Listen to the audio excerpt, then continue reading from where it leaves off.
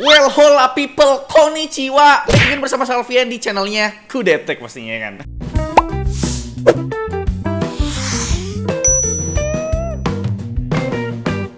Kayaknya tren mouse gaming harus mahal udah mulai pudar, bre. Semuanya tuh bisa punya mouse gaming tanpa keluarin duit banyak. Karena makin kesini mouse gaming tuh makin murah harganya, bre. Dan murah bukan berarti nggak bisa dipakai buat gaming FPS kompetitif. Ya bisa lah ya kan. Kan namanya juga mouse gaming gitu loh. Kalau aku kasih tahu ada nih ya kan, mouse gaming under 100.000, pasti kalian pada nggak percaya gitu. Mana ada bang mouse gaming under 100.000? Di video ini kita bakal review mouse gaming yang baru-baru ini rilis dari brand lokal yaitu Fantech Kanata series. Yang harganya mulai dari 90 ribuan buat Fantech Kanata VX9 dan mulai dari 119.000 buat Fantech Kanata S. Awalnya ini aku bacanya tuh Katana series gitu loh. Ternyata Kanata gitu ya. Mouse gaming apaan dah 90 ribuan? Emang beneran bisa dipakai gaming bang? Pasti tampangnya norak ya kan? Jaga alat bicara mudik.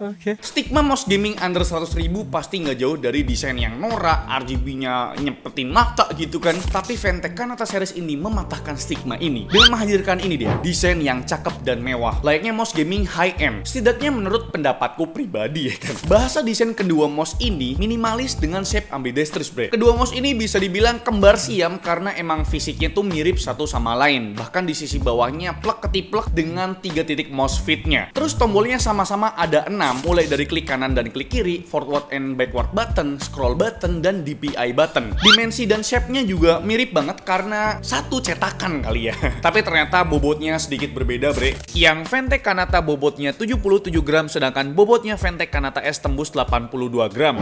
Terus sisi punggung dari Fantech Kanata clean karena ukuran logo Fantech-nya kecil mirip di mouse high-end-nya mereka. Sedangkan logo Fantech di Kanata S tampil lebih besar dan nyala RGB-nya yang kesannya terlalu show off. Tapi aku pribadi suka nyala RGB-nya balik lagi ya kan. Warnanya nggak norak dan warnanya terbilang halus. Tapi kalau urusan show off, menurutku malah Fantech Kanata lebih show off karena warna kabelnya merah begini, bre. Buat panjang kabel di kedua mouse ini sama-sama 1,8 meter dengan interface USB Type A dan pakai bahan kabel braided. Jadi buat durabilitas ini udah oke lah. Perbedaan lain ada di pilihan warna, di mana Fantech Kanata S ada 3 SKU warna yaitu putih, hitam, dan juga pink. Sedangkan buat Fantech Kanata cuma ada pilihan warna hitam aja, bre. Buat finishing matte-nya aku suka, bre. Soalnya nggak terlalu fingerprint magnet. Ini cocok buat tanganku yang gampang banget keringetan. Soalnya diliatin kamu.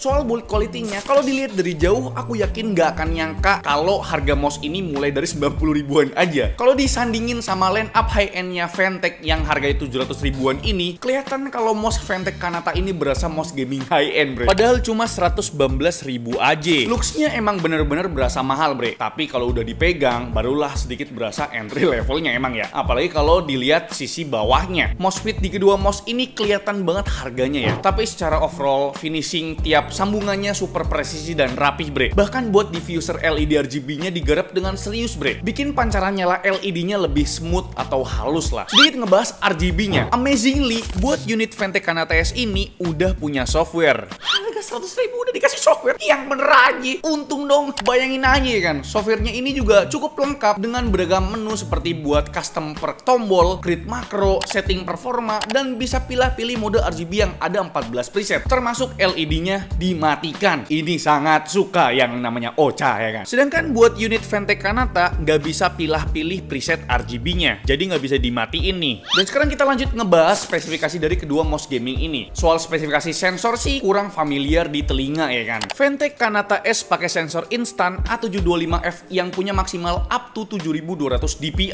dengan akselerasi di 20G dan tracking speed-nya di 60 IPS atau inch per second. Tapi nggak ada informasi mengenai polling rate-nya di sini. Sedangkan Fantech Kanata pakai sensor dari instan juga yang lebih rendah, yaitu sensor instan A603EP, dpi maksimalnya di 3600, akselerasinya cuma 8G, dan tracking speednya di 30 IPS atau inch per second. Dan aku pernah bilang, bre, kalau mouse gaming FPS itu minimal sensornya pakai PixArt PMW3325 yang punya akselerasi 20G dan tracking speednya di 100 IPS. Dan ternyata sensor instan A725F yang dipakai sama Fantech Kanata S ini udah hampir memenuhi syarat atau kriteria yang dibutuhkan lah. Cuma emang tracking speednya aja beda 40 IPS nih. Tapi buat akselerasinya sama-sama di 20G. Nah, kalau yang sensor instan A603EP yang dipakai Fantech Kanata ini kurang memenuhi syarat nih buat gaming FPS. Kalau buat switch yang dipakai di bagian klik kiri dan klik kanannya pakai switch dari pabrikan Huano. Lagi-lagi Fantech Kanata S punya spesifikasi yang lebih mumpuni. Lifespan kliknya up to 10 juta kali klik, sedangkan buat Fantech Kanata lifespan kliknya cuma sampai 5 juta kali klik aja. Nah, sampailah kita ke pembahasan grip style-nya yang cocok buat kedua mouse ini nih. Panjang tanganku tuh sekitar 19 cm.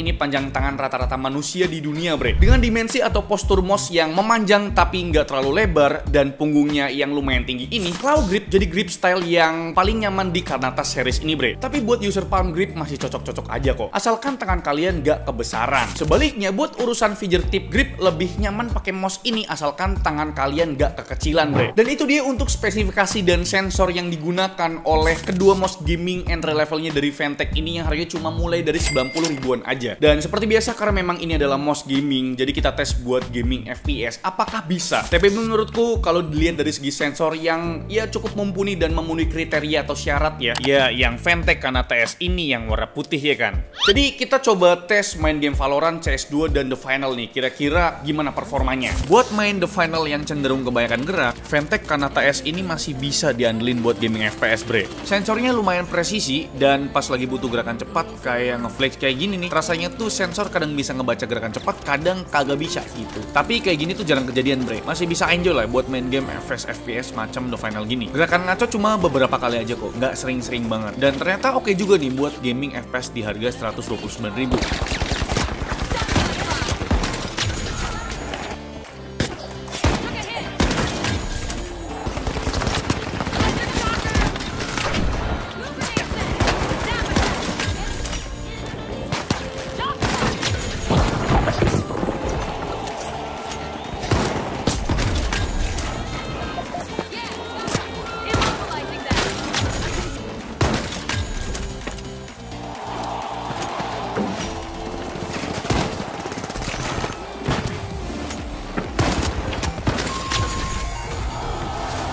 Buat main Valorant, Fantech Kanata S terbilang masih sangat bisa. Buat pergerakan cepat, kagak ada masalah. Buat aim, cukup presisi di harganya. Tapi kalau mainnya tap-tap buat headshot, di beberapa kondisi kurang konsisten. Ini antara polling rate-nya yang kecil atau lift of distance-nya yang terlalu tinggi. Mouse keangkat dikit aja, bre. Sensor masih ngebaca gerakan gitu loh. Alhasil aim ke kepala tuh lepas. Itu menurutku sih. Tapi lagi-lagi Kanata S VX9S ini masih enjoy dan bisa buat main game Valorant, bre. Sedangkan yang Fantech Kanata ini cocoknya emang buat gaming casual aja, bre. Misalkan nih gaming AAA yang emang temanya tuh exploring gitu, kayak main God of War misalnya. Masih bisa enjoy lah, karena kan nggak begitu kompetitif dan nggak butuh pergerakan cepat. Soalnya sensornya yang dipakai Fantech Kanata kurang oke nih buat game FPS kompetitif, bre.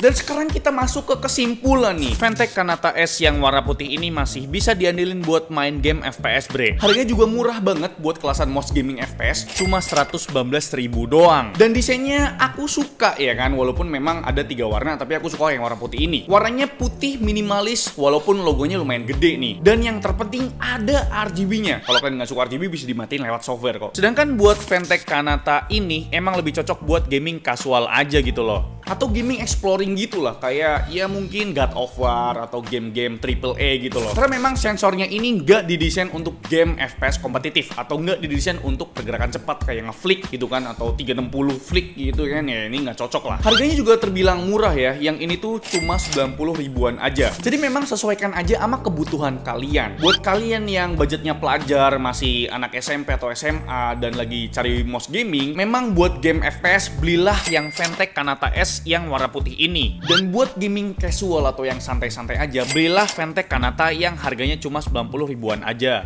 Jadi kira-kira itu dia review atau ulasan dari kami mengenai kedua mouse gaming entry level dari Fantech ini. Gimana menurut kalian? Mana mouse gaming yang cocok menurut kalian? Coba tulis di kolom komentar, bre. Sebelum video ini berakhir, bre, ternyata Fantech mau ngeluarin versi wirelessnya dari Kanata series ini ya. Jadi Fantech pengen serius ngebuat versi entry levelnya mouse gaming mereka. Jadi buat teman-teman yang tanya, "Bang, ini versi wirelessnya kayak gimana bentuknya?" bentukannya? Ya nanti tunggu aja launchingnya dari si Ventec Kanata series ini ya kan. Pasti harganya akan affordable banget. Karena memang Kanata series ini ya masuknya tuh ke entry level dan bakal diseriusin oleh Ventec. Jadi itu dia, like video ini kalau kalian suka, dislike kalau kalian jelek banget. Dan jangan lupa untuk tekan tombol subscribe yang warna merah kalau misalkan kalian belum subscribe channel ini, bre. Selfie yang selaku di channel mencoba, terima kasih. Sampai jumpa di video selanjutnya. Bye-bye.